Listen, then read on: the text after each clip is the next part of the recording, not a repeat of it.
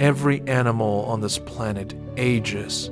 Every cell divides a finite number of times.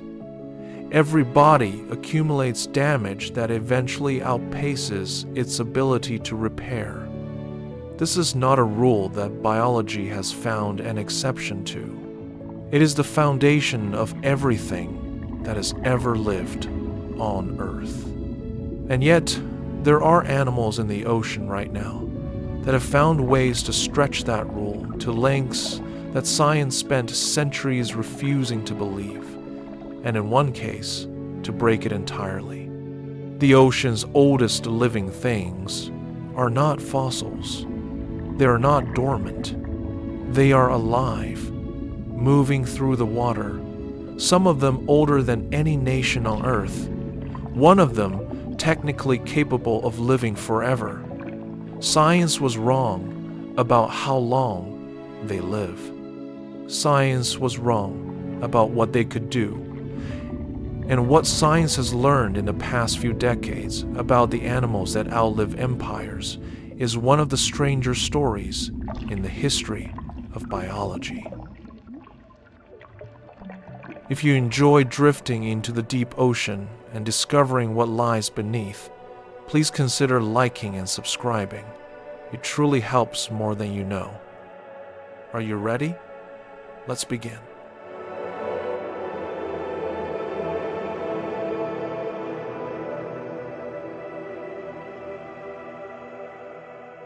There's a shark alive in the North Atlantic right now that was born before the United States existed, before the French Revolution, before Isaac Newton published his laws of motion, before Shakespeare wrote his final play.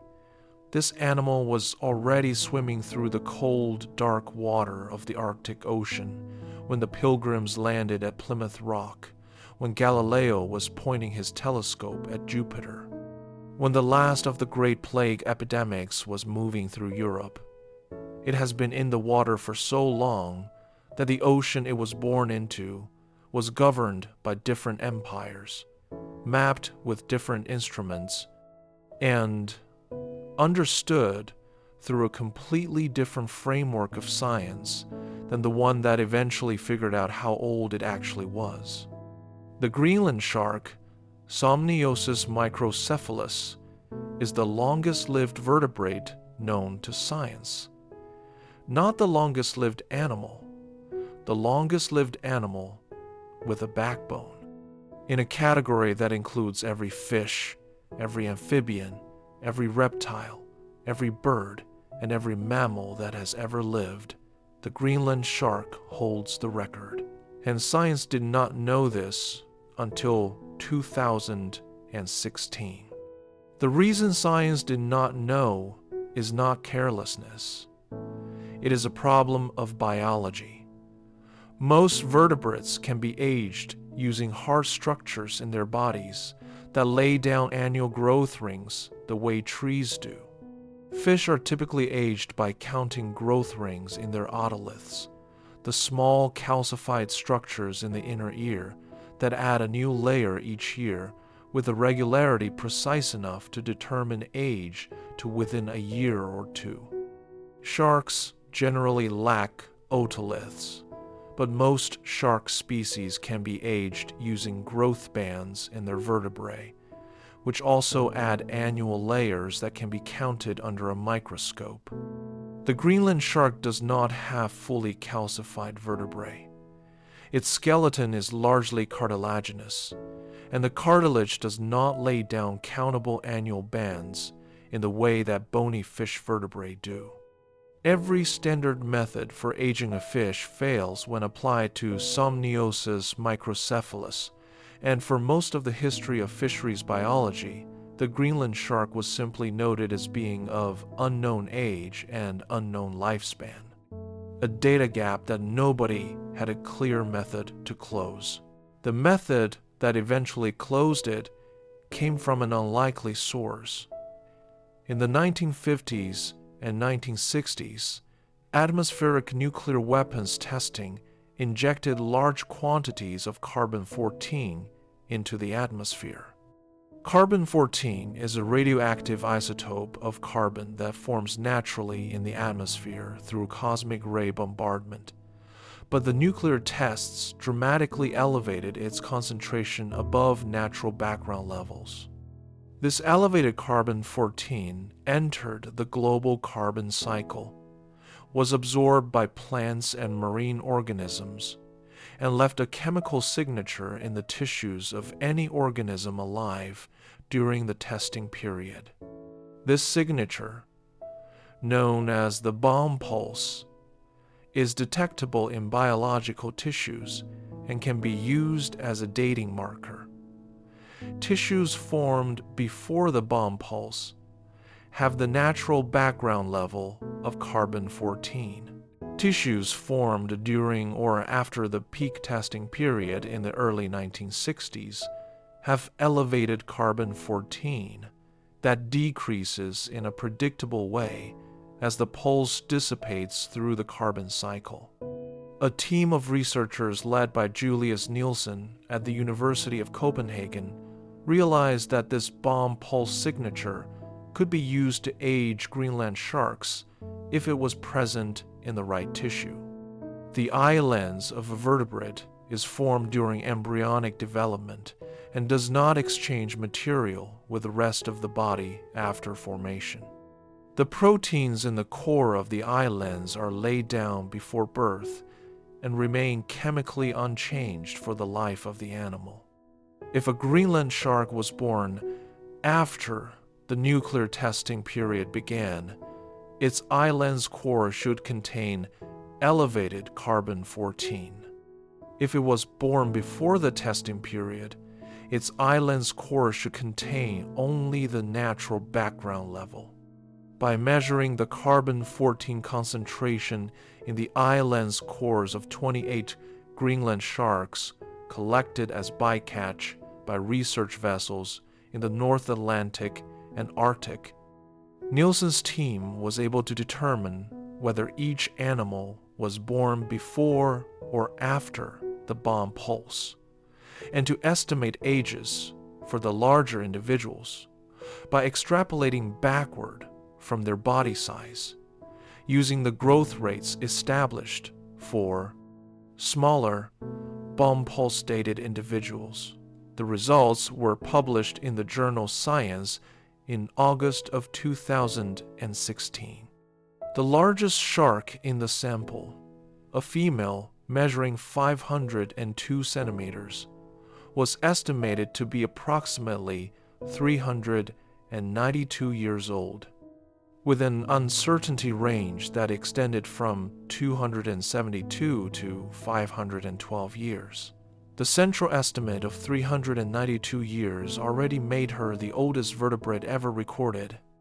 The upper end of the uncertainty range placed her birth in the early 1500s during the reign of Henry VIII in England, more than a century before the Pilgrims left for America.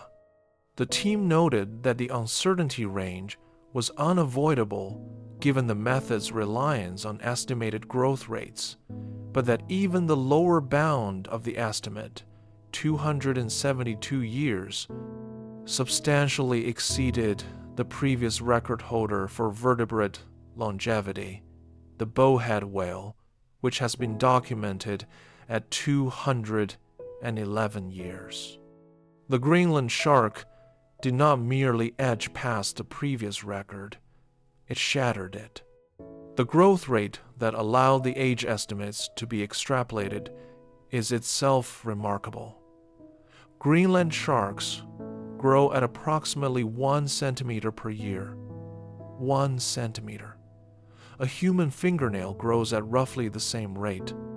The 502 centimeter female that was estimated at nearly 400 years old had been growing at this rate for her entire life, adding 1 centimeter per year to a body that started at roughly 60 to 70 centimeters at birth.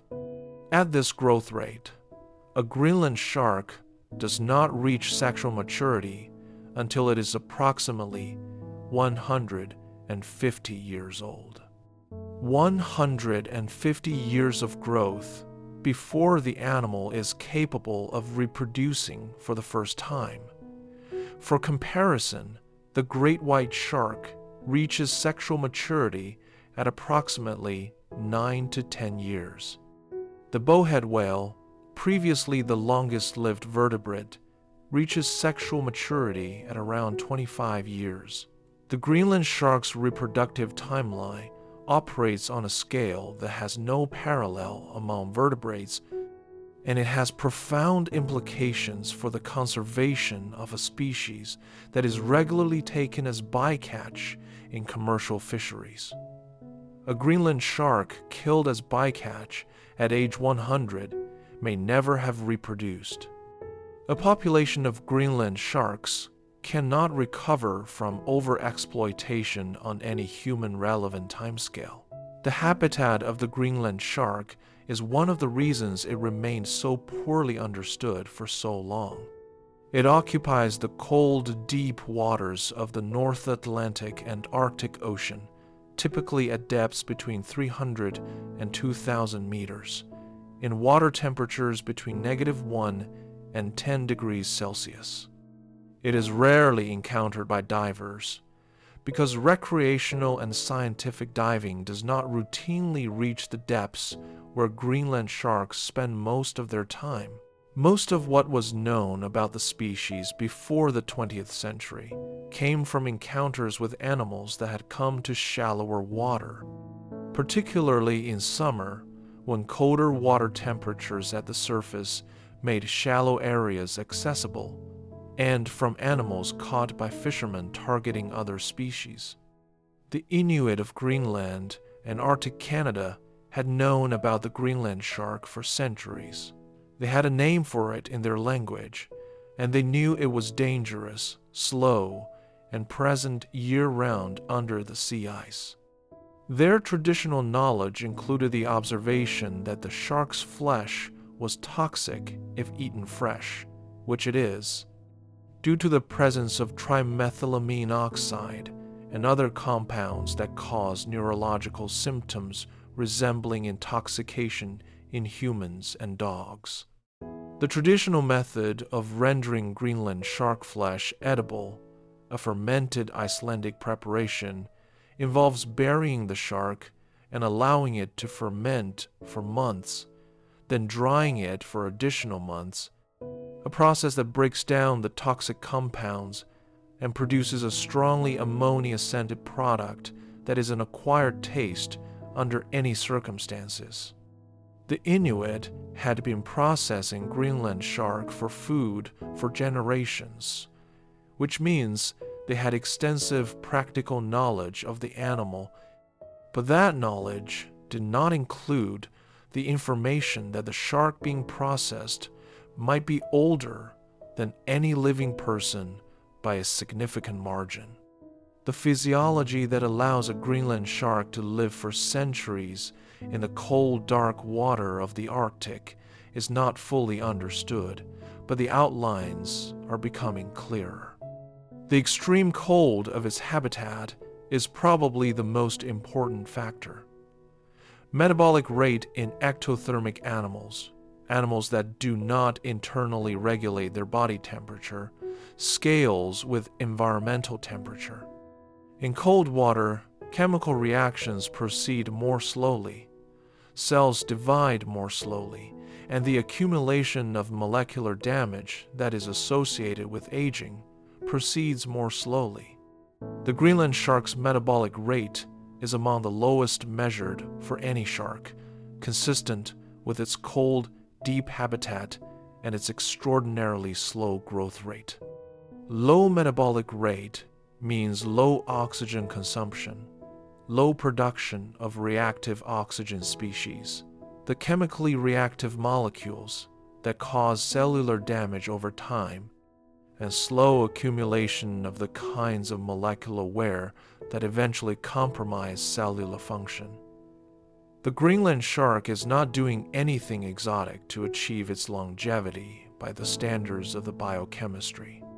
It is doing everything slowly. The extreme cold of its environment has tuned its entire biology to a pace that makes a human lifespan look like an afternoon. The immune system of the Greenland shark is another area of active research. Longevity in other long-lived animals, including the naked mole rat and certain species of bats, has been associated with unusually effective cancer suppression mechanisms, particularly efficient DNA repair, and reduced inflammatory responses that in shorter-lived animals contribute to age-related tissue damage. Whether the Greenland shark possesses comparable adaptations is not yet established, but the question is being investigated. The genome of the Greenland shark has been sequenced, and preliminary analysis has identified several genes associated with DNA repair and cell cycle regulation that show signs of positive selection, meaning they appear to have been specifically shaped by evolution in ways that differ from related shark species with shorter lifespans. This is consistent with the hypothesis that the Greenland shark's longevity is not merely a passive consequence of cold temperature, slow metabolism, but reflects specific molecular adaptations to support long-term cellular integrity. The full picture of what these adaptations are and how they work will take years of further research to establish. The diet of the Greenland shark reflects its role as an apex predator in its deep, cold environment. Stomach content analyses have found remains of fish, seals, polar bears, horses, and reindeer in Greenland shark stomachs, a menu that reflects both the shark's opportunistic scavenging behavior and the range of animal carcasses that fall through the water column or wash off the ice in Arctic environments.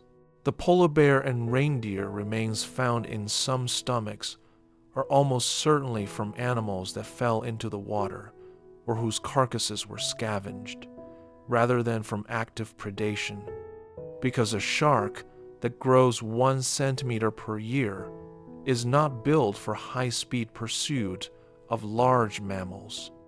The Greenland shark moves slowly, typically at speeds of approximately 1 kilometer per hour, occasionally bursting to 3 kilometers per hour for brief periods.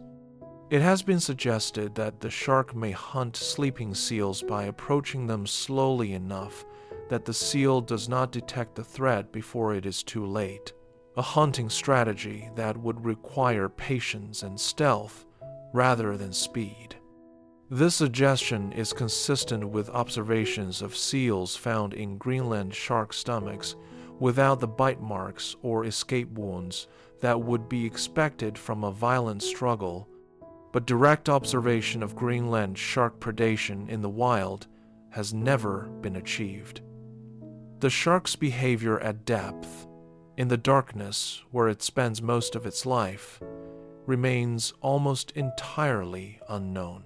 What a 400-year-old Greenland shark does in the dark water under the Arctic ice for the vast majority of its existence is a question that no instrument has yet answered. And in that unanswered question is the first hint of what makes these animals something more than a biological record. They are a form of continuity that the ocean has been quietly maintaining for longer than any civilization has existed. The record for the oldest vertebrate on Earth was broken not by a whale, not by a tortoise, not by any animal that lives close enough to the surface for science to easily study. It was broken by an animal that lives in near total darkness under Arctic ice, that moves at a walking pace, that grows 1 centimeter per year, and that was swimming through the North Atlantic before anyone who is alive today was born by several centuries. The Greenland shark is not a curiosity at the edge of vertebrate biology. It is evidence that the ocean operates on timescales that the human mind was not calibrated to comprehend, and that the animals living in its cold, dark water have found solutions to the problem of existence that nothing on land has come close to matching. The parasites that attach to the eyes of Greenland sharks provide one of the stranger footnotes to their biology.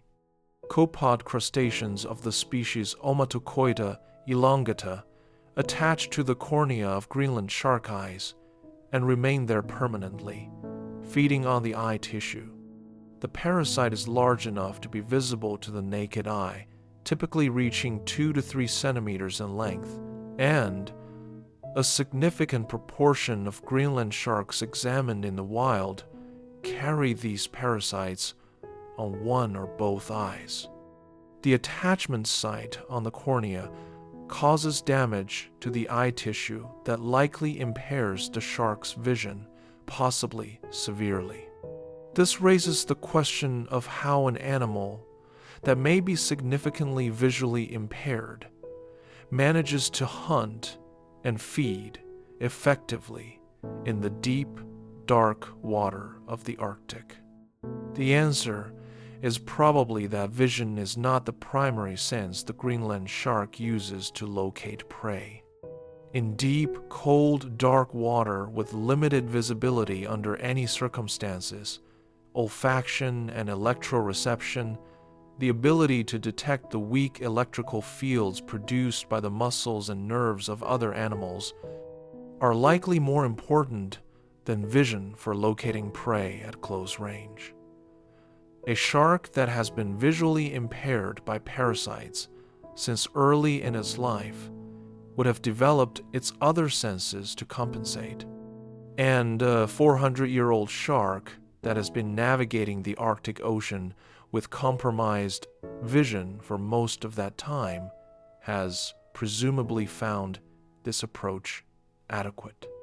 The Greenland shark's tolerance of a parasite that would be severely debilitating for most other animals is consistent with a broader picture of an organism that does everything at a pace and scale that normal biological intuition does not prepare you to understand. It is not merely old. It is a different relationship with time itself. The Greenland shark achieves its longevity by doing everything slowly, by living in cold water, by growing 1 centimeter per year, by reaching sexual maturity at an age when most vertebrates have already lived and reproduced and aged and gone. It is extraordinary, but it is still mortal. It will eventually stop. There is, however, one animal in the ocean that has found a different answer to the problem of death entirely, not slowing down the clock, reversing it. Turritopsis dohrnii is a jellyfish approximately 4 to 5 millimeters in diameter. It lives in warm, temperate, and tropical oceans around the world. It is transparent, with a bright red stomach visible through its bell, and it drifts through the water column, feeding on plankton and small organisms in the way that jellyfish have been doing for 500 million years. Under ordinary circumstances, it is unremarkable. Under extraordinary circumstances, specifically when it is injured, starving, or subjected to severe environmental stress, it does something that no other multicellular animal on Earth is known to be capable of. It reverts. It transforms itself backward through its own life cycle, from the sexually mature adult form back to the earliest stage of its development, and begins again. To understand what this means, it is necessary to understand the life cycle of jellyfish in general. Most jellyfish species go through 2 distinct phases. The first is the polyp phase, in which the animal exists as a small, sessile organism attached to a hard surface resembling a tiny sea anemone. The polyp feeds, grows, and eventually reproduces asexually by producing tiny free-swimming larvae called planulae that settle on surfaces and become new polyps. Under the right conditions, the polyp undergoes a process called strobilation, in which it transforms into the second phase, the medusa, the free-swimming bell-shaped form that most people recognize as a jellyfish. The medusa grows to its adult size, becomes sexually mature, reproduces sexually by releasing eggs and sperm into the water, and eventually ages and stops functioning. In most jellyfish species, this is a one-way journey. The polyp becomes the medusa, and the medusa does not become the polyp again. The two phases are sequential and irreversible. Turritopsis dohrnii breaks this rule in a way that has no parallel in the animal kingdom.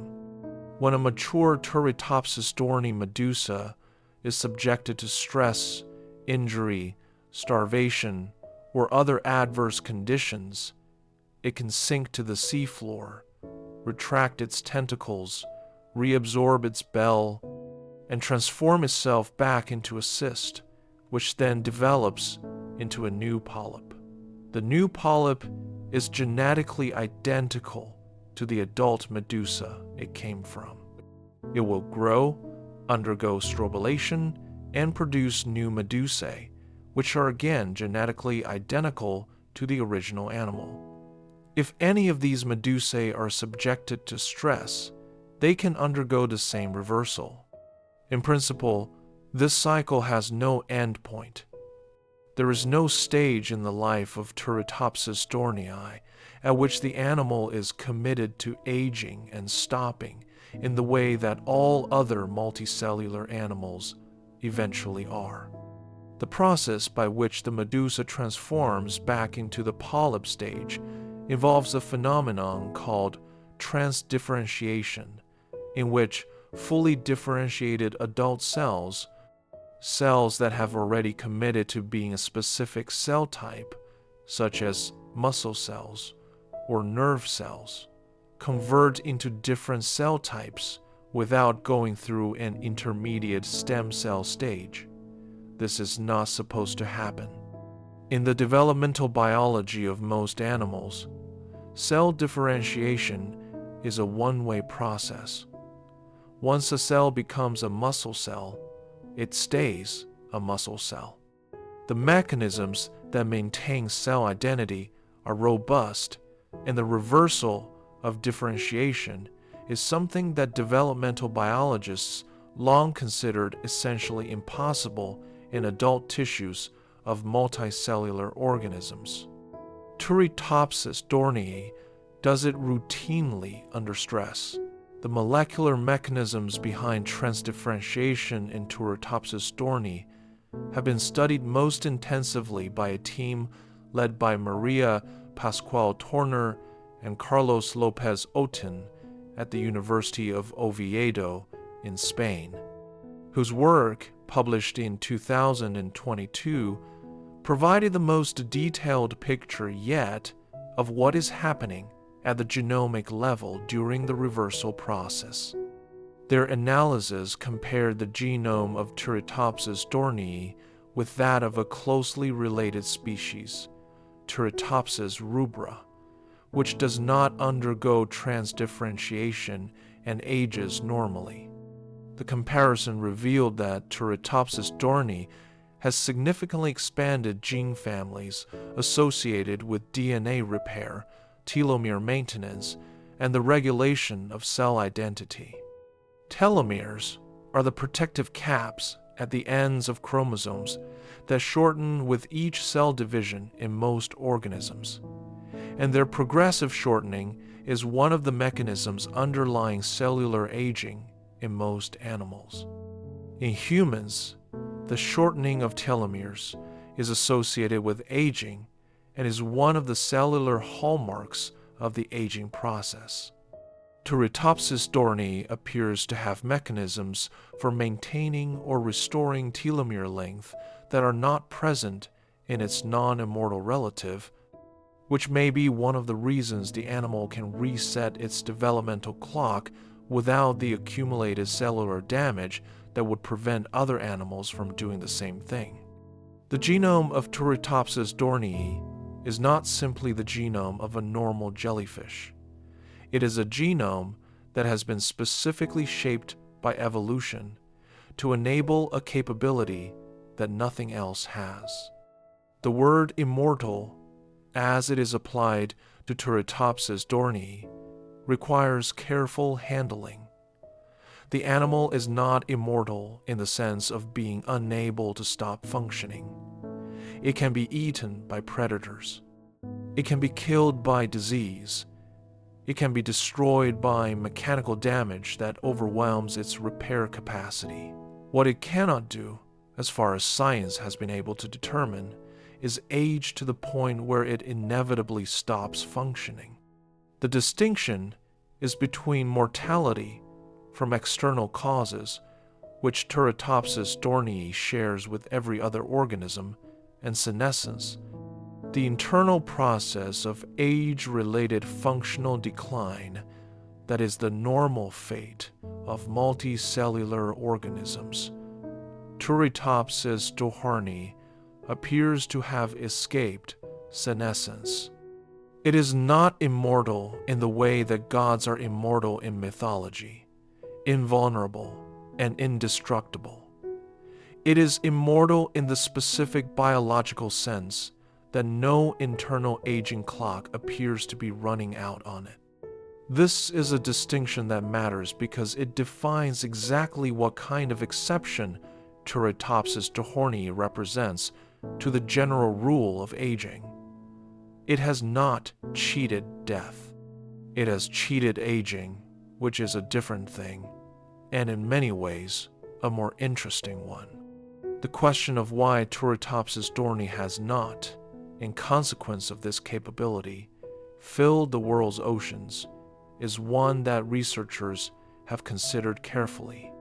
If an animal can revert to its juvenile stage indefinitely when stressed and reproduce both sexually as an adult and asexually as a polyp, why has it not outcompeted every other jellyfish species and become the dominant organism in the marine environment? The answer involves several factors. The transdifferentiation process is triggered by stress, which means it requires the animal to be in a compromised state. An animal that is actively feeding, growing, and reproducing in favorable conditions does not revert. It ages and eventually stops functioning like any other jellyfish. The reversal is a response to crisis, not a routine feature of normal life. Under favorable conditions, Turritopsis dohrnii is simply a small jellyfish with a lifespan comparable to other small jellyfish. It is only under adverse conditions that the reversal mechanism activates, and adverse conditions are also conditions under which the animal is at elevated risk from predation, disease, and other sources of mortality. The immortality of Turritopsis dohrnii is therefore a conditional immortality, available only under conditions that are themselves dangerous, and the practical effect on population dynamics may be more limited than the theoretical implication suggests. There is also the question of whether the capability is fully retained through multiple reversal cycles, or whether there is some accumulation of epigenetic changes or other molecular alterations that limits the number of times the process can be successfully completed. Laboratory studies have demonstrated the reversal multiple times in individual animals, but the conditions of laboratory culture are different enough from the conditions of the open ocean that the laboratory results may not fully predict what happens in the wild. Wild populations of Turritopsis dohrnii have not been monitored over the timescales that would be needed to determine how often the reversal occurs in natural conditions and what happens to the animals that undergo it multiple times.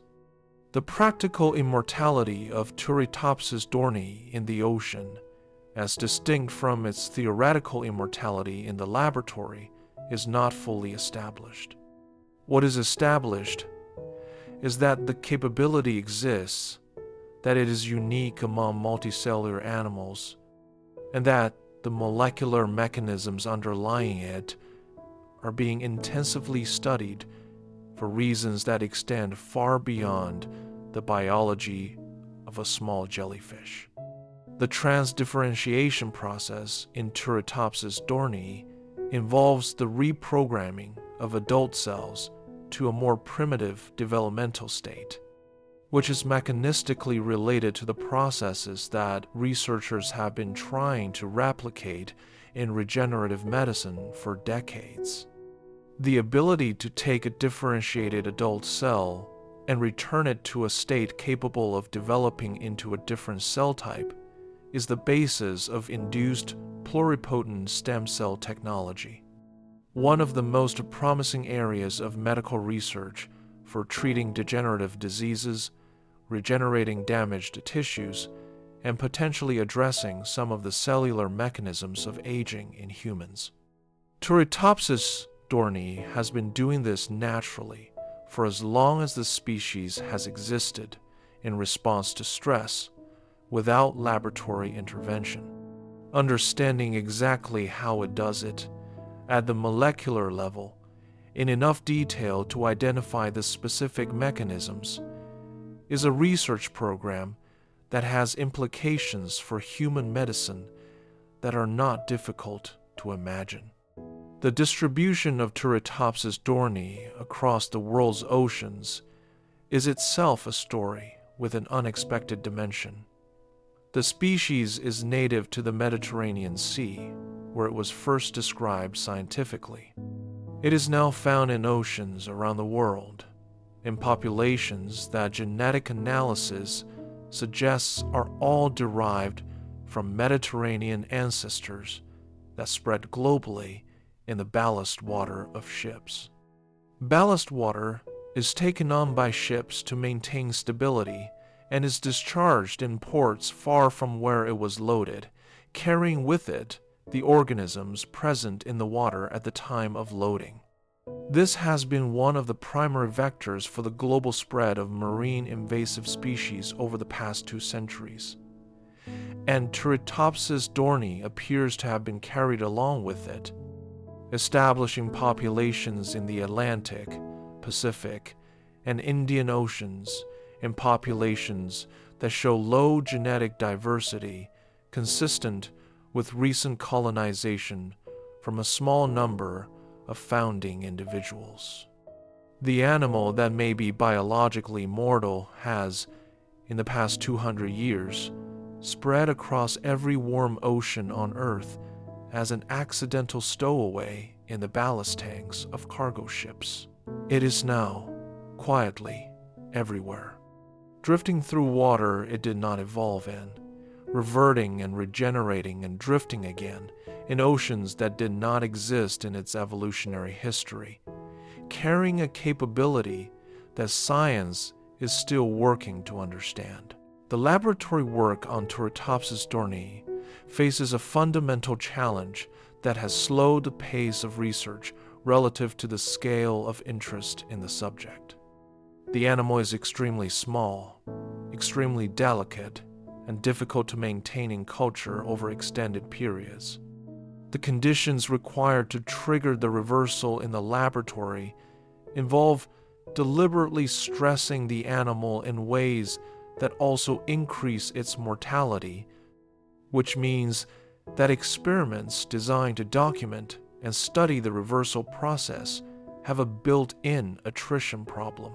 The researchers who have successfully observed and documented multiple reversal cycles in individual animals have described the process as requiring considerable technical skill and patience, with many animals not surviving the stress conditions long enough to complete the reversal.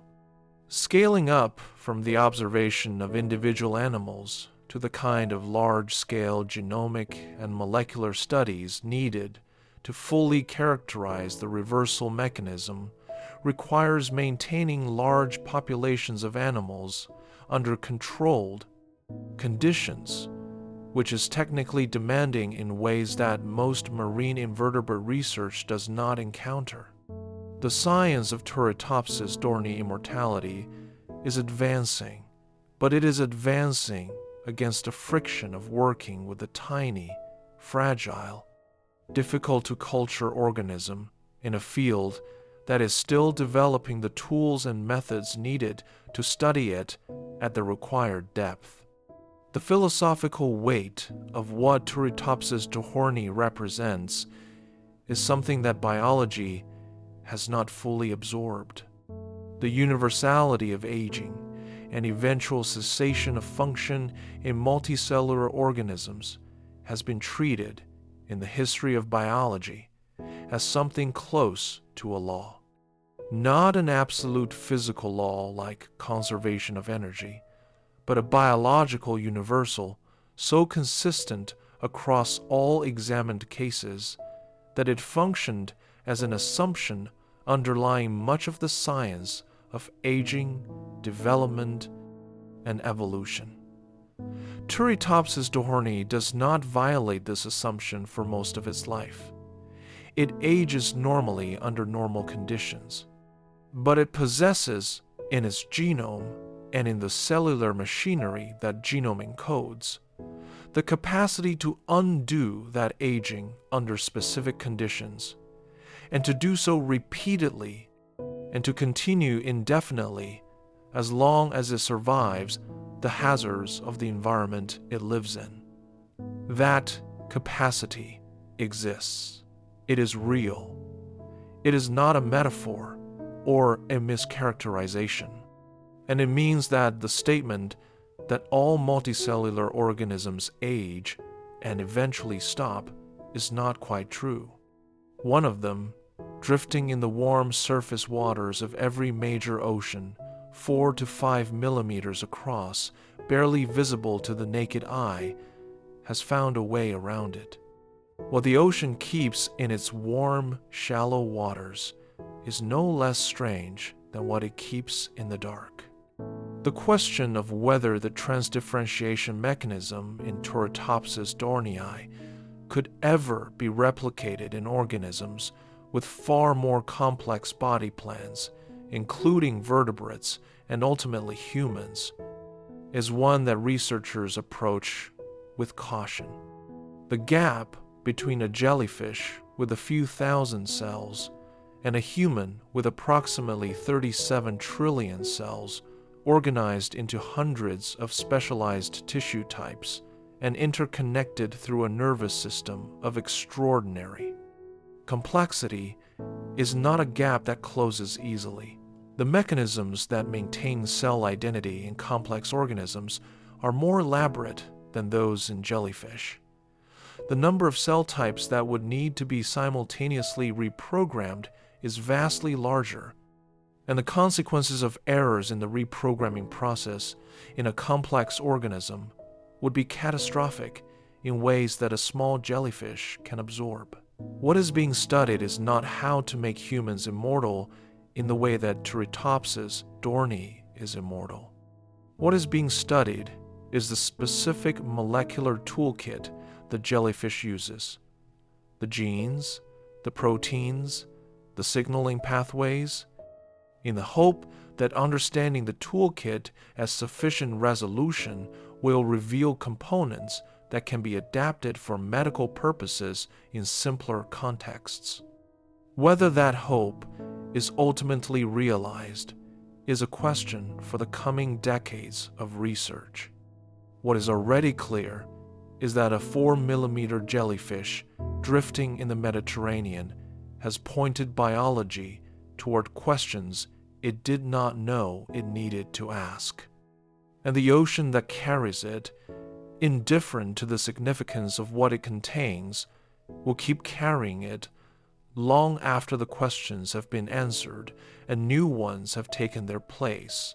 In 2006, a team of researchers from Bangor University in Wales was conducting a survey of the seafloor off the coast of Iceland, dredging the bottom sediment for ocean quahog clams, Arctica islandica, as part of a study on climate change and deep-sea biodiversity. They brought up thousands of clams over the course of the expedition. Most were unremarkable. One was not. The clam in question was larger than average, as old clams tend to be. And when the team returned to their laboratory and began the standard procedure for determining the age of a bivalve, counting the annual growth rings on the inner surface of the shell, the way a dendrochronologist counts rings in a cross-section of wood, they counted 405 rings. Then they counted again. Then they had other researchers count independently. The number kept coming back to a range that placed the animal's age at well over 400 years, and subsequent analysis using additional dating methods revised the estimate upward to approximately 507 years. The animal had been alive for approximately 500 years, making it the oldest individual animal ever recorded. It was born, the team calculated, somewhere around 1509 during the reign of Henry VIII, 7 years before the Protestant Reformation began, while Leonardo da Vinci was still alive. The researchers named it Ming, after the Chinese dynasty that was ruling when it was born. Ming the clam had been sitting on the seafloor off Iceland for 5 centuries, filtering water, growing its shell 1 ring per year, completely indifferent to the entirety of recorded modern history, and it had been killed when the researchers opened its shell to count the rings. The oldest known individual animal was identified and killed in the same operation. The ocean quahog, Arctica islandica, is not a spectacular animal. It is a bivalve mollusk, a clam, living buried in the sandy or muddy seafloor of the North Atlantic at depths of up to 500 meters. It feeds by filtering phytoplankton and organic particles from the water column. It grows slowly in the cold North Atlantic water, and it is commercially harvested in large quantities as a food species, sold under various names including clam, ocean clam, and mahogany clam.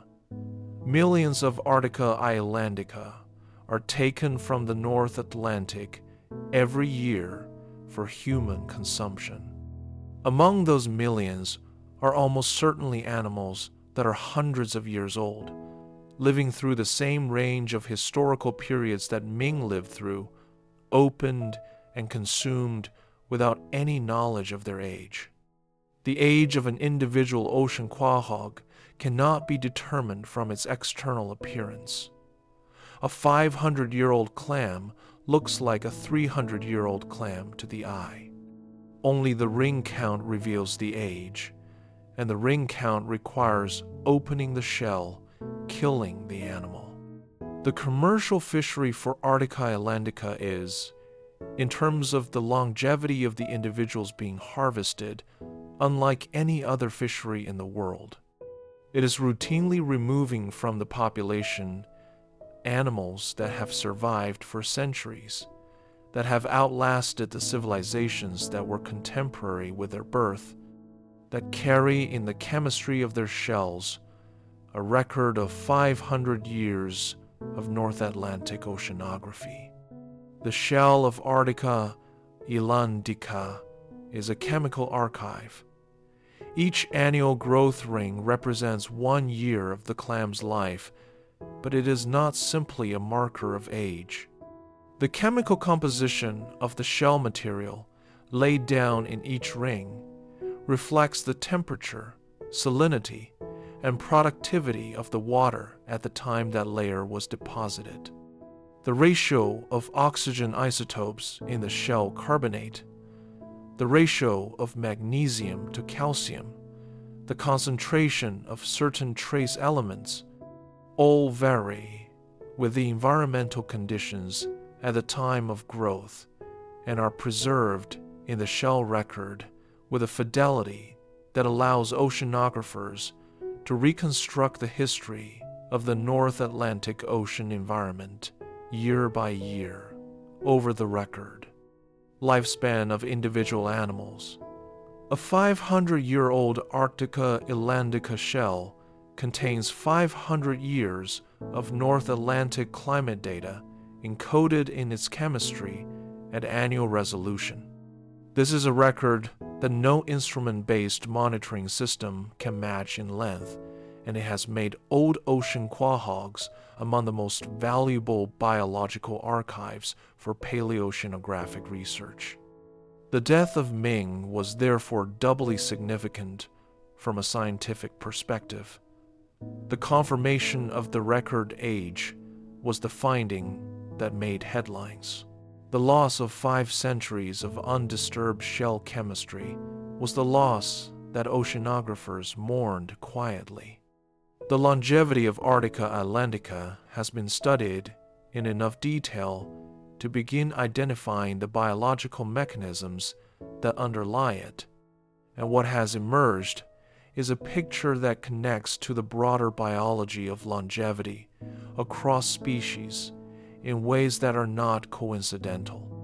Ocean quahogs have unusually low metabolic rates for bivalves of their size, consistent with the general principle that slow metabolic rate is associated with long lifespan across a wide range of animal taxa. Their cells show exceptional resistance to oxidative stress, the accumulation of chemically reactive oxygen species that damage cellular components over time, and is one of the primary drivers of cellular aging in most organisms.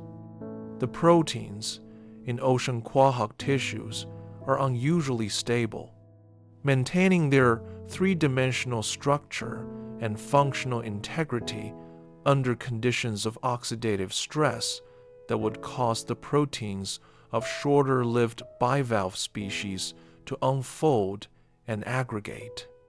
Their mitochondria, the cellular organelles that produce energy through oxygen consumption and are the primary source of reactive oxygen species in cells, produce fewer reactive oxygen species per unit of energy generated than the mitochondria of related, shorter-lived species. The ocean quahog is not doing one specific thing to live for 500 years. It is doing many things slightly differently than its relatives, all of them in the direction of slower cellular wear, better molecular maintenance, and greater resistance to the kinds of damage that accumulate over time in most biological systems. The comparison between Arctica elandica and its shorter-lived relatives has been one of the most productive approaches to understanding the biology of longevity in marine invertebrates. The genus Arctica contains species with lifespans ranging from a few decades to several centuries, and the differences in longevity between species correlate with measurable differences in cellular stress resistance, mitochondrial function, and protein stability. This comparative approach has allowed researchers to identify specific molecular features that distinguish long-lived from short-lived species without the confounding variables that complicate comparisons between more distantly related organisms. The long-lived Arctica species are not simply larger or living in colder water than the short-lived species, though both of those factors contribute to longevity. They have specific biochemical adaptations that confer greater cellular resilience, and those adaptations are encoded in their genomes in ways that the comparative approach is beginning to identify at the molecular level. The bowhead whale provides the most dramatic vertebrate comparison to the ocean quahog's longevity record and illustrates how the biology of extreme longevity recurs across very different body plans. The bowhead whale, Balena mysticetus, is a large baleen whale that lives in Arctic and subarctic waters and has been documented at ages exceeding 200 years. Based on the recovery of stone harpoon points of 19th century design from the blubber of whales taken in traditional Inuit subsistence hunts in the late 20th century. More recently, analysis of aspartic acid racemization in the eye lens proteins of bowhead whales, a chemical dating method similar in principle to the bomb pulse method used for Greenland sharks, has confirmed individual ages above 200 years in multiple animals. The bowhead whale is not only the longest-lived mammal, but is the only mammal known to routinely survive beyond 150 years, a threshold that no other mammal species has been documented reaching under natural conditions. The bowhead whale's longevity has been studied at the genomic level. An analysis of its genome has identified, expanded, and positively selected gene families associated with DNA repair, cell cycle regulation, and cancer suppression that are not present in related whale species with shorter lifespans. The pattern is the same as in the ocean quahog and the Greenland shark: enhanced DNA repair, reduced cellular damage accumulation, better maintenance of molecular integrity over time. The biology of extreme longevity in the ocean is not a collection of independent evolutionary solutions to the problem of aging. It is variations on a theme, the same set of cellular and molecular strategies appearing repeatedly in different lineages, shaped by different evolutionary pressures, but converging on the same fundamental toolkit. The ocean isopod Glyptonitis antarcticus, a crustacean found in Antarctic waters that can reach ages estimated as several decades. The gold-duck clam Panopeia generosa of the Pacific coast of North America, with documented ages approaching 170 years. The red sea urchin, Strongylocentrotus franciscanus, with individuals exceeding 200 years and no detectable signs of senescence in old individuals. The rog-eye rockfish, Sebastes aleutianus, with documented ages above 200 years. The ocean contains a disproportionate number of the world's longest-lived animal species, and the concentration of extreme longevity in cold, deep, or otherwise energetically demanding marine environments is not random. Cold water slows metabolism. Slow metabolism reduces the rate of reactive oxygen species production. Reduced reactive oxygen species production slows the accumulation of cellular damage. The ocean's cold, dark, deep environments have been, over evolutionary time, the places where the selection pressures favoring extreme longevity were strongest, and the organisms that evolved under those pressures have been shaped by hundreds of millions of years of selection towards cellular strategies that extend functional lifespan far beyond what any terrestrial organism has achieved. The rog-eye rockfish deserves particular attention because its longevity is accompanied by a biological feature that makes it scientifically remarkable in a way that goes beyond its age record. Studies of rockfish aging in the genus Sebastes have found that old individuals show no increase in mortality rate with age after reaching sexual maturity. In most animals, the probability of functional decline and cessation increases with age after the reproductive peak, which is the basis of actuarial senescence, the pattern by which old individuals are more likely to stop functioning than young ones. In the long-lived rockfish species, this pattern is not observed. A 200-year-old rough-eye rockfish does not appear to be at higher risk of stopping functioning than a 50-year-old one. The absence of actuarial senescence in these fish is not simply a consequence of their living in a protected environment. It appears to reflect a genuine biological difference in the aging process, one that connects to the same toolkit of enhanced DNA repair and cellular maintenance that characterizes other long-lived marine species. The fish that live the longest in the ocean are not simply the ones that have avoided accidents and predators. They are the ones whose cells have been least damaged by time. And the biology of how they achieve this is the same biology that researchers studying human aging are trying to understand and eventually replicate. What Ming the clam, the Greenland shark, the bowhead whale, and the immortal jellyfish share, beyond their extraordinary lifespans, is a relationship with time that is fundamentally different from the relationship that most animals, including humans, have with it. These are organisms for which the passage of decades is the equivalent of what years are for a mayfly, for which the events of human history are background noise in a biological process that operates on a different temporal scale.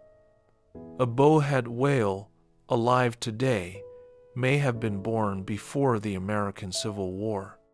An ocean quahog pulled from the seafloor in a commercial trawl may have been alive when Columbus was sailing. The Greenland shark, swimming under Arctic ice, may have been alive when the first European explorers reached the Pacific. These are not metaphors. They are accurate statements about animals that are alive right now in the ocean, carrying in their tissues a continuity with the past that nothing on land can match. The ocean is not merely the largest habitat on Earth. It is the habitat where time moves differently, where the animals that have learned to live on its terms have found that those terms include the possibility of an existence measured not in years or decades, but in centuries. The chemical record preserved in the shells of long-lived bivalves has opened a window into the ocean's past that was not available before researchers began taking the longevity of these animals seriously as a scientific resource. Rather than simply as a curiosity, the North Atlantic Oscillation, the major climate pattern that governs the variability of temperature, precipitation, and storm tracks across the North Atlantic Basin, has been reconstructed at annual resolution over the past 500 years using the oxygen isotope records from Arctica, Islandica shells collected from sites across the North Atlantic.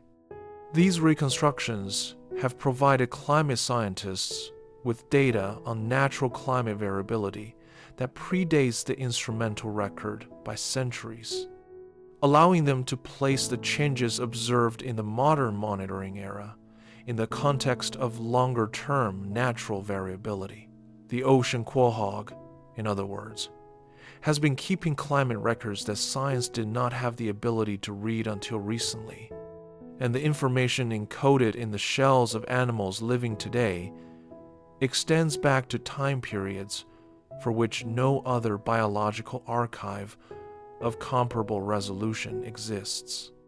The shells currently growing on the sea floor off Iceland, Norway, and the eastern coast of North America are adding new rings every year, extending the record forward in time and backward through the longevity of individual animals that are already centuries old. When those animals eventually stop, they will leave behind shells that are both biological records of their own lives and climate archives of the ocean they lived in.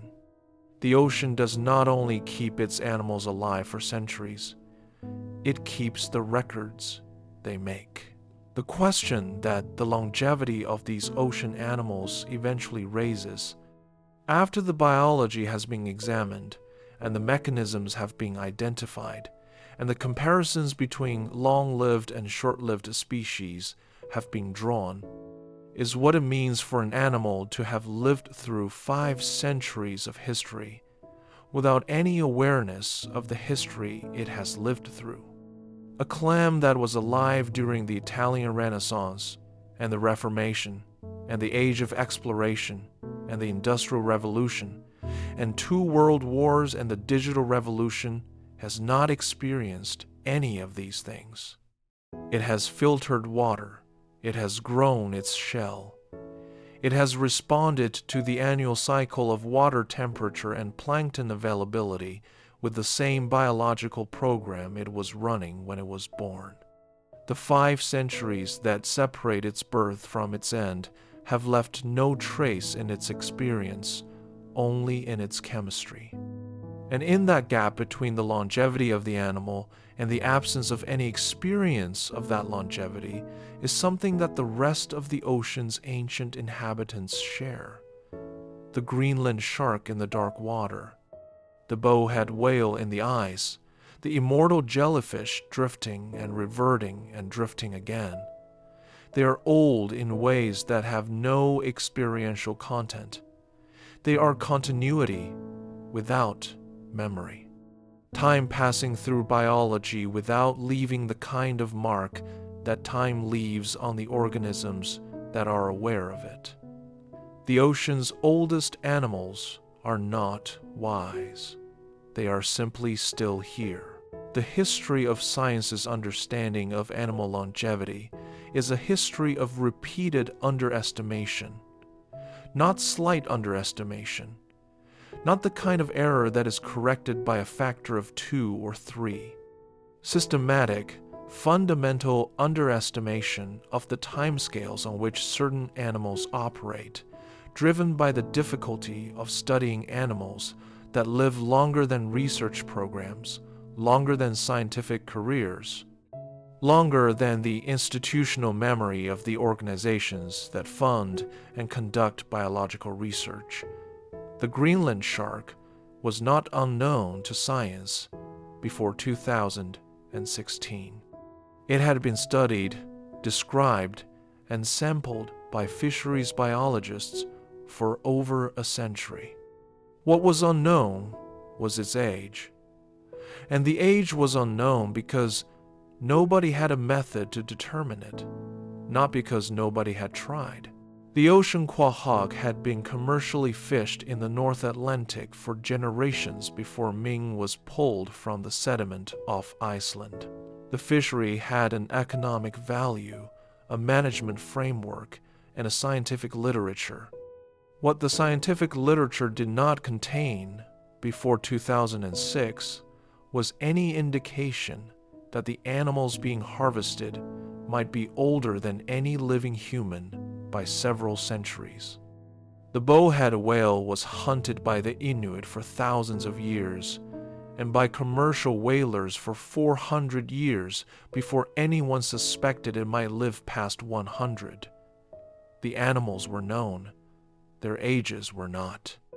And in that gap between knowing an animal exists and knowing how long it lives is a lesson about the limits of biological science that has not been fully absorbed. The methods that eventually reveal the true ages of these animals share a common characteristic. They are indirect.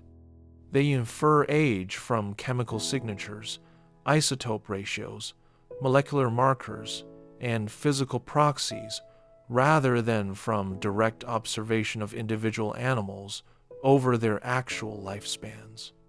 Direct observation is the gold standard of longevity research, and it is essentially unavailable for animals that live longer than a human lifetime.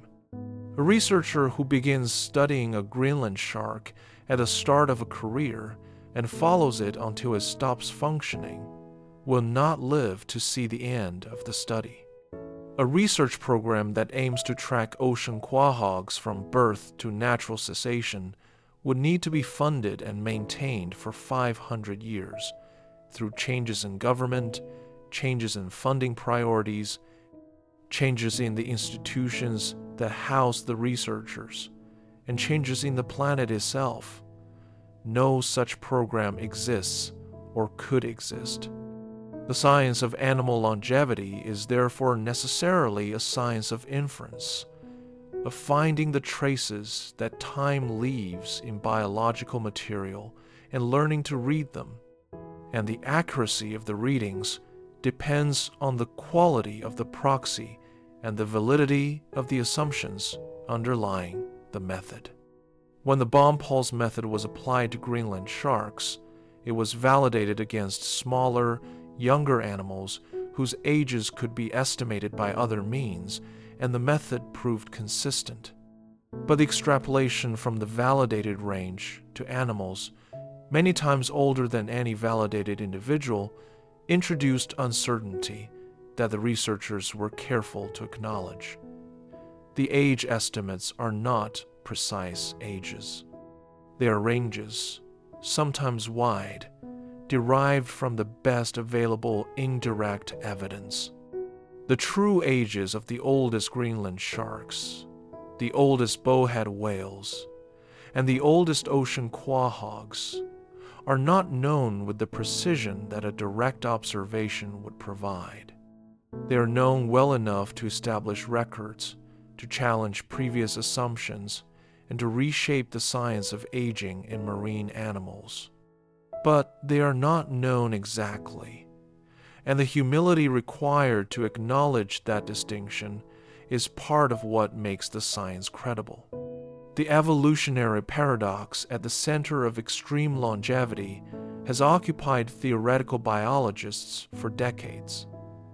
The paradox is this: evolution by natural selection optimizes for reproductive success, not for longevity. An organism that reproduces successfully and then stops functioning at 40 has, in the currency of natural selection, done as well as an organism that reproduces successfully and continues functioning for 400 years, as long as the reproductive output is the same. There's no obvious mechanism by which selection would favor extending lifespan far beyond the period of reproductive activity, because genes that are expressed only in old age, after reproduction is complete, are effectively invisible to natural selection.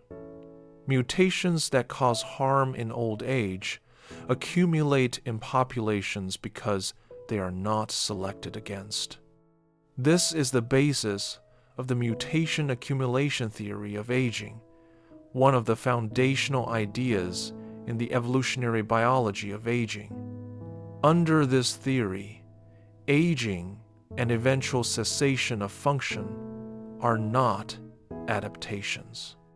They are the result of the absence of selection against mutations that act late in life.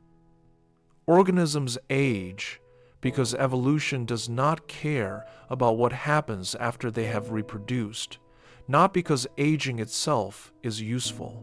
This framework predicts that organisms living in environments where external mortality is high, where predation, disease, and environmental hazards kill most individuals before old age, will evolve high reproductive rates and rapid aging because there is no selective advantage to investing in maintenance and repair of a body that is unlikely to survive long enough to benefit from that investment. Organisms living in environments where external mortality is low, where individuals regularly survive to old age, will evolve lower reproductive rates and slower aging, because the individuals that invest in cellular maintenance live longer and reproduce more over their lifetimes than those that do not. This prediction is supported by comparative data across a wide range of animal taxa.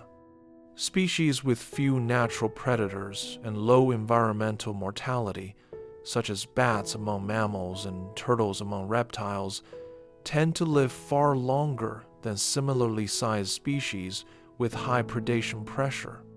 The ocean's long-lived species fit this pattern in a specific way. The cold, deep environments they inhabit have low predation pressure, stable conditions, and slow resource availability, all of which favor the evolution of slow life histories with low reproductive rates and extended lifespan. The Greenland shark reaches sexual maturity at 150 years, not because evolution specifically chose that number, but because the selection pressures in cold Arctic water consistently favored individuals that invested in slow, careful growth and cellular maintenance over those that tried to reproduce quickly in an environment where resources were limited and conditions were stable. The connection between cold water temperature and extreme longevity goes deeper than metabolic rate. Cold water is not merely a factor that slows metabolism in ectothermic animals. It is an environment that, across the evolutionary history of the lineages that live in it, has consistently shaped the selection pressures acting on those lineages in ways that favor cellular investment over reproductive speed. The deep, cold ocean is stable. It does not freeze. It does not dry out. It does not experience the dramatic seasonal fluctuations in temperature, food availability, and habitat quality that characterize most terrestrial and shallow water environments. For an organism living in the deep, cold ocean, surviving to reproduce next year is not dramatically harder than surviving to reproduce this year. There is no urgent reproductive window, no brief favorable season that must be exploited before conditions deteriorate. The deep ocean rewards patience in a way that most environments do not, and the organisms that have been rewarded for patience over millions of years of evolution have become the animals that live longest on Earth. The bowhead whale's longevity in a marine mammal context is particularly striking because it achieves its extreme lifespan despite being endothermic, internally warm-blooded in cold Arctic water. The metabolic cost of maintaining a constant body temperature in near-freezing water is substantial, and the bowhead whale pays that cost continuously. Its longevity is therefore not simply a consequence of low metabolic rate in the way that the Greenland shark's longevity partly is. It reflects specific biological adaptations in a warm-blooded animal that operates at the metabolic rates required by endothermy, yet still manages to outlive every other mammal on Earth by a significant margin. The bowhead whale did not achieve this by being an exception to the toolkit that characterizes other long-lived marine species. It achieved it by applying that toolkit under metabolic demands that should, by the logic of surface biology, have made extreme longevity impossible. That it succeeds anyway is one of the cleaner demonstrations that the biology of longevity in the ocean is not a single strategy, but a set of principles flexible enough to operate across radically different physiological frameworks. The naked mole rat, a small rodent that lives underground in East Africa, provides the most striking terrestrial comparison to the ocean's long-lived species. It lives for approximately 30 years, which is extraordinary for a rodent of its size, and it shows negligible senescence, meaning that its mortality rate does not increase significantly with age after reaching adulthood. Its cells are exceptionally resistant to cancer and to oxidative stress. Its proteins are unusually stable, and its genome shows evidence of positive selection on DNA repair genes similar to what has been found in long-lived marine species. The naked mole rat is not aquatic, not cold water, and not slow metabolizing in the way that the ocean's long-lived animals are. It achieves its longevity through a different combination of the same basic cellular mechanisms, suggesting that the toolkit of extreme longevity is not uniquely associated with the ocean, but is available to any lineage that evolves under selection pressures that favor it. The ocean has simply produced more lineages that evolved under those pressures and produced them at more extreme scales than any terrestrial environment has. What science got wrong about the longevity of these animals was not a failure of observation in any simple sense. The researchers who worked with ocean quahogs before 2006 were competent biologists using the best available methods. The fisheries scientists who assessed Greenland shark populations before 2016 were following standard protocols. The whalers and biologists who estimated bowhead whale ages before the recovery of stone harpoons were using the best proxies available to them. What they got wrong was the assumption, inherited from the general framework of vertebrate and invertebrate biology, that the animals they were studying operated on timescales comparable to those of the animals that framework was built to understand. The assumption was reasonable given the available evidence. It was wrong. And it was wrong in a direction that consistently underestimated the animals, giving them shorter lives than they had, making them appear less ecologically significant than they were, and obscuring the conservation implications of harvesting animals that required centuries to reach reproductive maturity. The lesson is not that biologists are incautious or that scientific assumptions are unreliable. The lesson is specific to the ocean and to the particular challenge that long-lived marine animals present to a science built on human timescales. An animal that lives for 500 years does not fit comfortably into a research program designed to produce results in 3 years.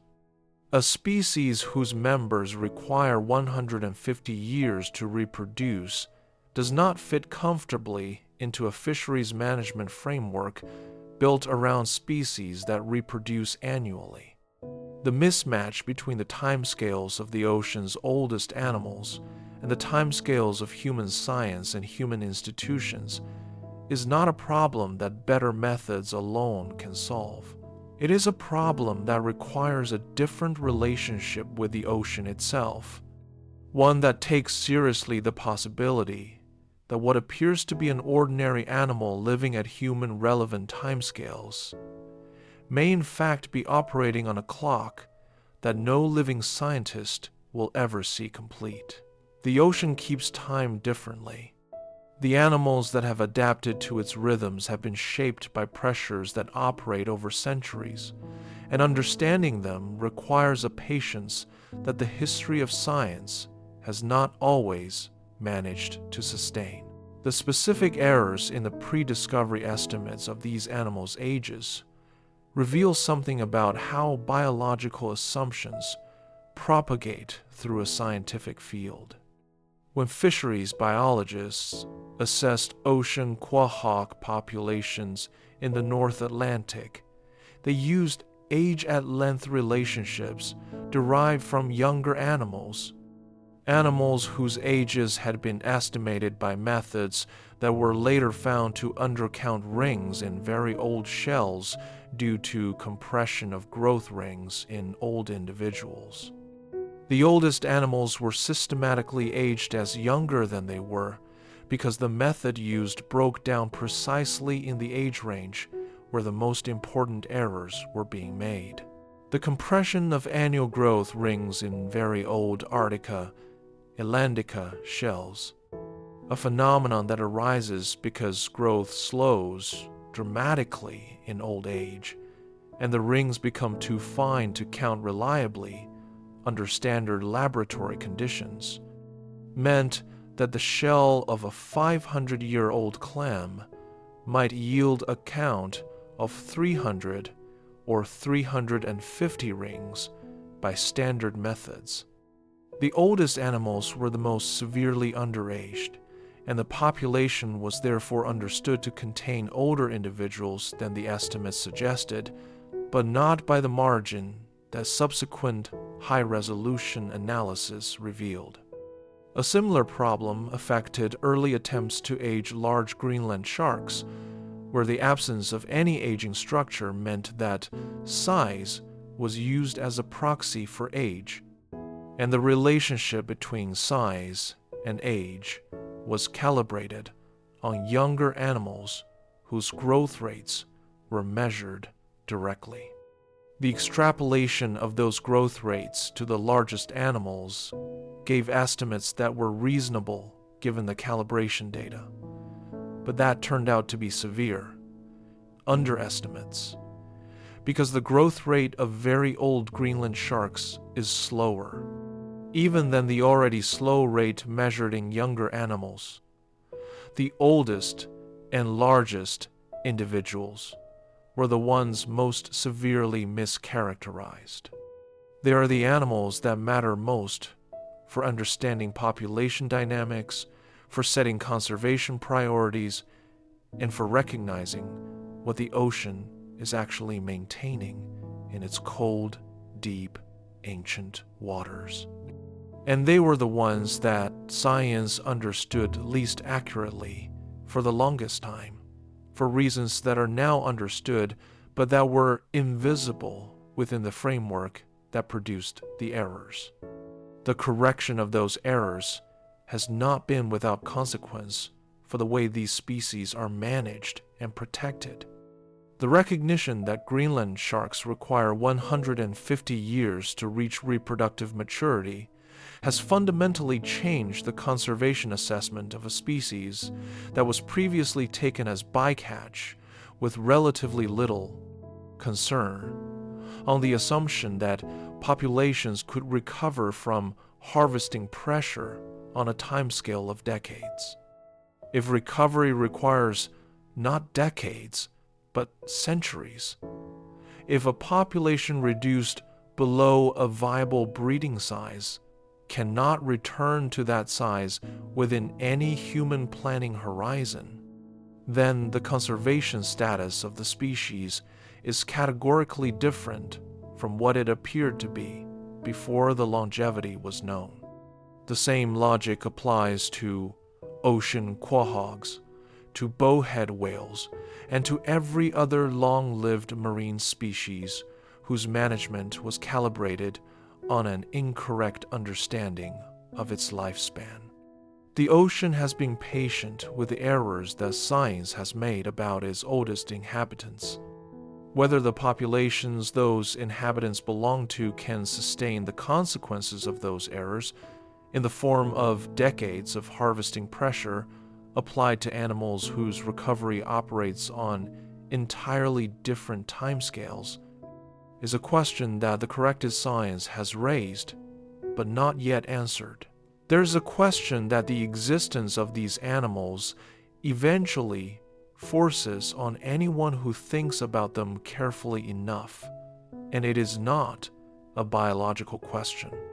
It is not a question about mechanisms or timescales, or the specific molecular adaptations that allow a shark to live for 4 centuries or a clam to live for 5. It is the question of what it means for something to persist, to continue, to be present in the world across an interval of time so long that the civilizations that were contemporary with its birth have risen and collapsed and been replaced and forgotten, and the animal is still here, in the same water, doing the same things, completely unchanged by the history that has accumulated around it. The Greenland shark under the Arctic ice does not know that empires have come and gone above the surface of the water it has always lived in. The ocean quahog in the North Atlantic sediment did not register the Industrial Revolution as anything other than a slight change in the chemistry of the water it filtered. The immortal jellyfish drifting in the Mediterranean has been reverting and regenerating through the entirety of recorded human history without any awareness that there is a recorded human history. These animals are not witnesses to anything. They are presences. And the distinction between witnessing and simply being present across time is one that says more about the animals than any biological measurement can. The human relationship with time is defined by awareness of it. Humans experience duration. They remember the past and anticipate the future and locate themselves in a narrative that connects the two.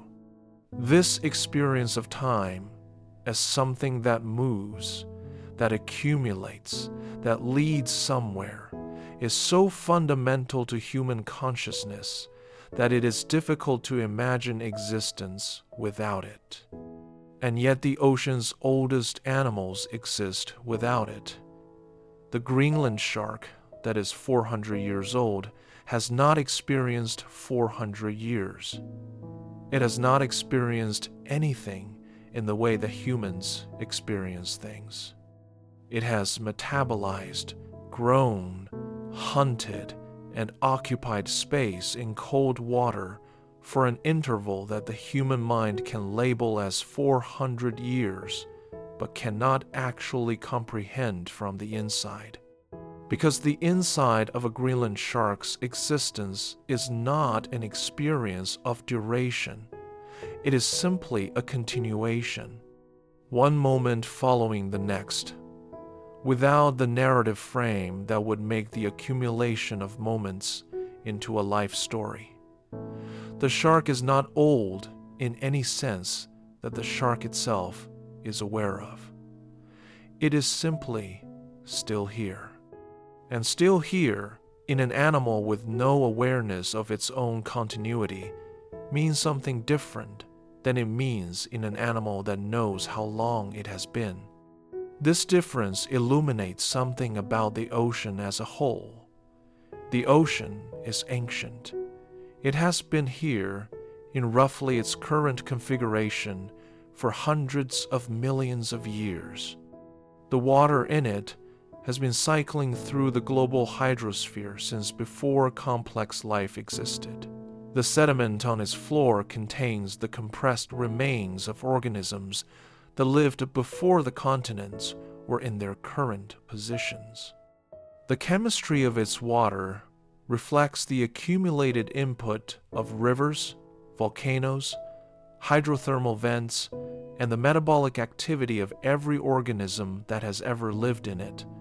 Going back to the beginning of life on Earth, the ocean does not experience this antiquity. It does not know how long it has been here.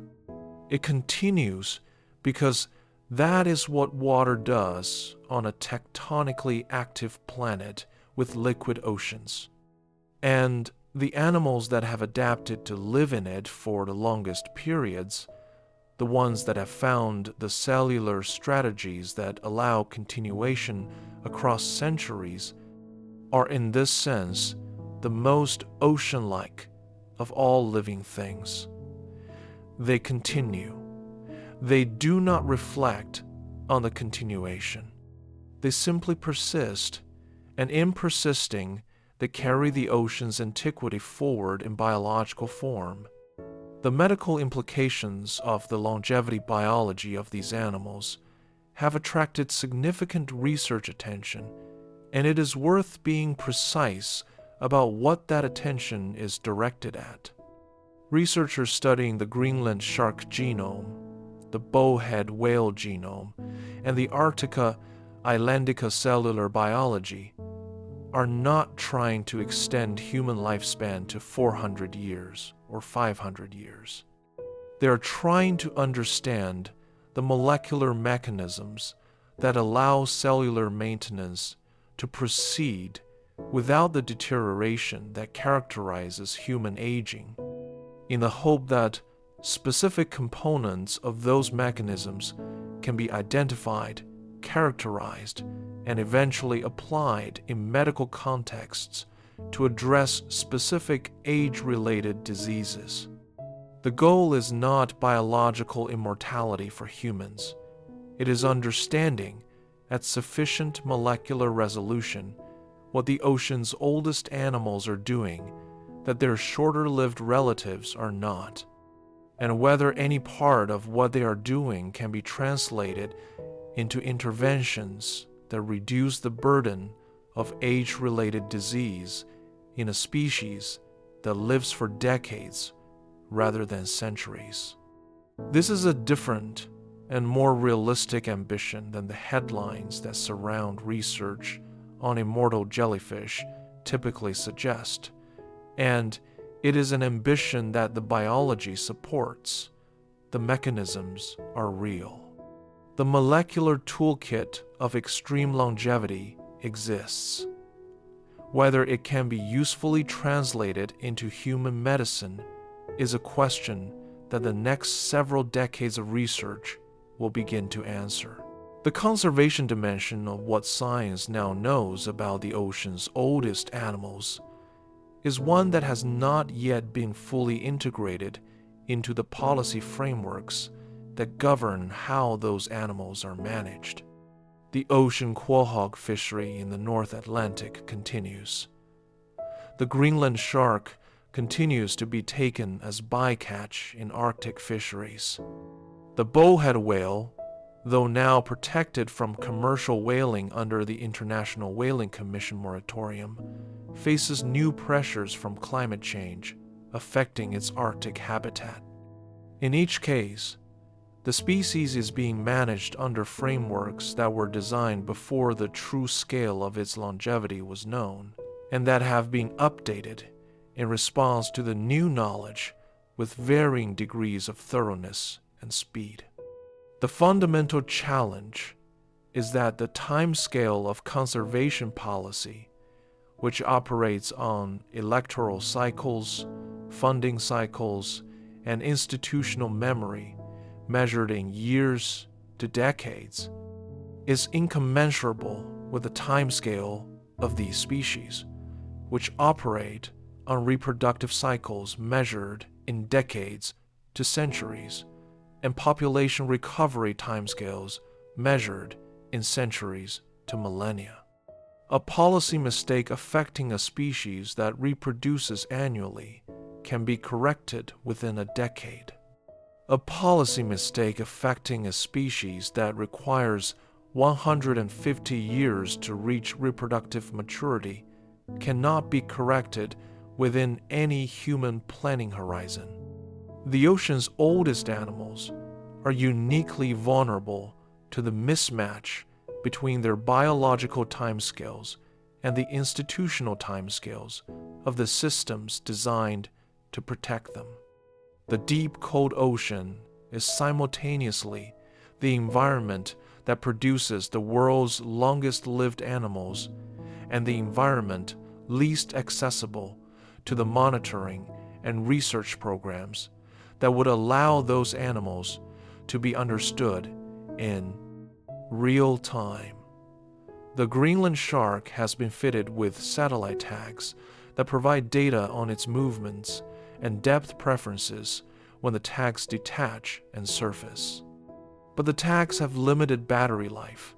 The data they provide is intermittent, and the sharks themselves spend most of their time at depths where the tags cannot transmit. The long-term behavior of individual Greenland sharks, the choices they make over years and decades about where to go and what to eat and when to rest in the dark water under the Arctic ice, is essentially unknown. The ocean quahog population off Iceland has been surveyed by bottom trawl at intervals of several years, producing snapshots of abundance and size distribution that are too infrequent to track the dynamics of a population with a 500-year lifespan in real time. The bowhead whale is monitored by aerial survey and acoustic detection along its migration routes, but the portions of its range that lie under sea ice in winter are inaccessible to aerial survey. The animals that live longest are the ones whose lives are most difficult to follow.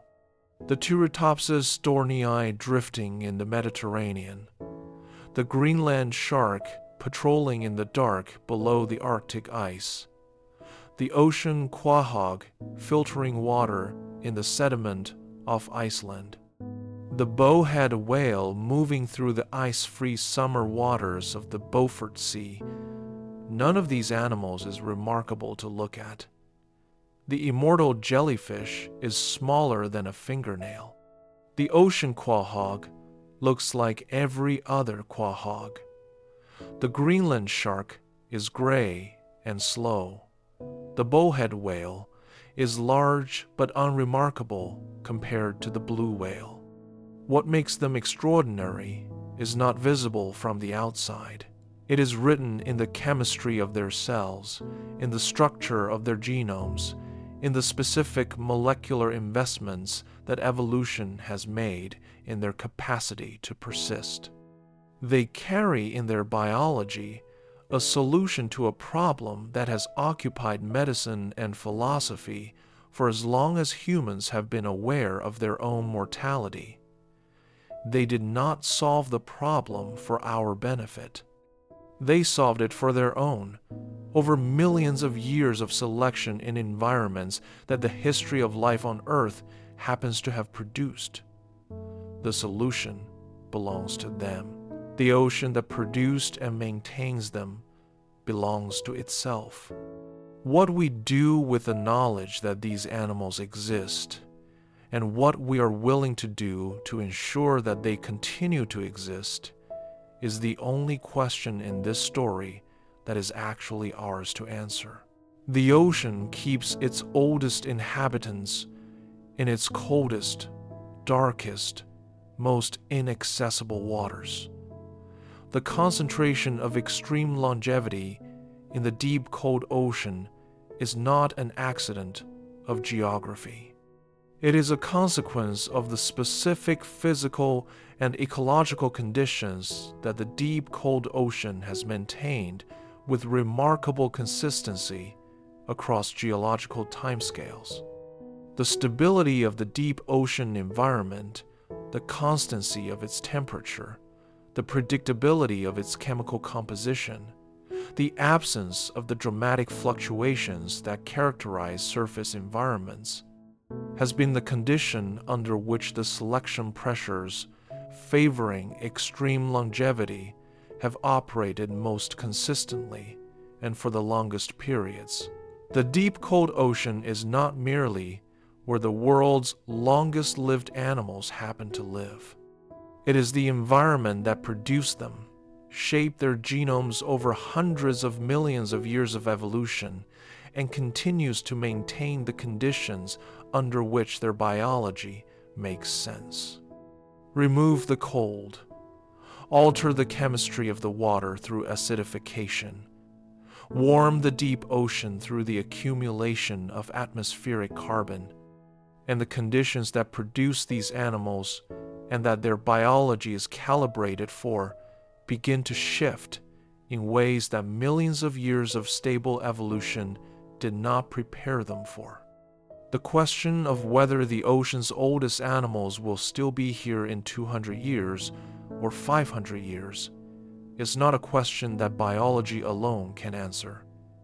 It is a question about what is valued, about whether the knowledge that a 400-year-old shark is swimming under the Arctic ice, or that a 500-year-old clam is filtering water in the North Atlantic sediment, changes how we treat the water and the cold and the darkness that those animals depend on. The ocean does not make that argument for itself. It does not need to. It has been here for 4 billion years without our advocacy. What it needs is not an argument. It is a different kind of attention, one that looks at the cold and the dark and the slow, not as absence, but as the specific conditions under which something extraordinary has been quietly, persistently happening for longer than anything alive today has been alive to notice it. The science of animal longevity is one of the few areas of biology where the subject of study is almost entirely outside the temporal frame that science operates in. A biologist studying fruit fly aging can observe the entire lifespan of an experimental animal in 2 weeks. A biologist studying mouse aging can follow an individual from birth to natural cessation in 3 years. A biologist studying Greenland shark aging is working with animals whose lifespans exceed the total span of the scientific tradition they are working in. The entire history of modern science, from Galileo's telescope to the sequencing of the Greenland shark genome, fits inside the lifespan of the largest individuals in the population being studied. This is not a methodological inconvenience. It is a fundamental asymmetry between the observer and the observed that has no parallel in most areas of natural science, and it requires a specific kind of intellectual humility, an acknowledgement that the animals being studied have been doing what they do for longer than the science that studies them has existed, and will continue doing it long after the specific researchers involved have gone. The Greenland shark is not impressed by the bomb pulse dating method. The ocean quahog did not notice when the Bangor University research team brought it to the surface. The ocean's oldest animals are indifferent to their own study in the same way they are indifferent to the history that has accumulated around them. They continue, and in that continuation, in the simple, persistent, unwitnessed fact of still being here, they carry something that no scientific description fully captures, and no human institution has yet learned to adequately protect. The ocean will keep them there, if we allow it, long after every human institution that currently manages and mismanages them has been replaced by something else. The Greenland shark does not need us to understand it in order to continue. The immortal jellyfish does not need us to study its transdifferentiation in order to revert. The ocean quahog does not need us to count its rings in order to add another one. They were here before the science that describes them, and they will persist regardless of whether the science advances or stalls or is forgotten. What science has given us is not the animals themselves, but the knowledge of what they are. And what they are in the cold water, where they have always been, is something that the oldest parts of the ocean have been producing and maintaining and quietly carrying forward for longer than anything alive today can remember. The ocean has its own relationship with time. These animals are its expression of that relationship, and they will be here long after this moment has passed, in the dark and the cold, still here, still persisting, in the only way that the ocean's oldest living things have ever known how to be. If this journey moved something in you, consider subscribing to Sleep on Deep. Every week, we descend a little further. The ocean is waiting.